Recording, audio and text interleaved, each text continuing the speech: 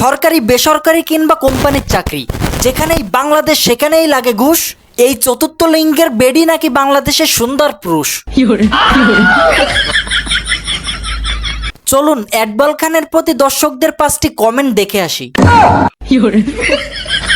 MD Ripon comment করেছেন, মনে হয় বিচারকদের সাথে সহবাস করে পরীক্ষায় পাশ করেছেন।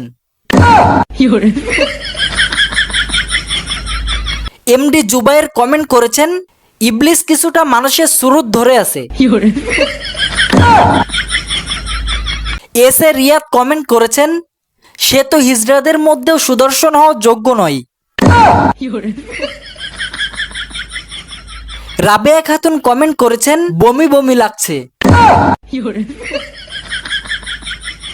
এমডি সাজ্জাদ হোসেন কমেন্ট করেছেন, এর প্যান খুলে দেখা হোক মালটা আসলে কি পুরুষ।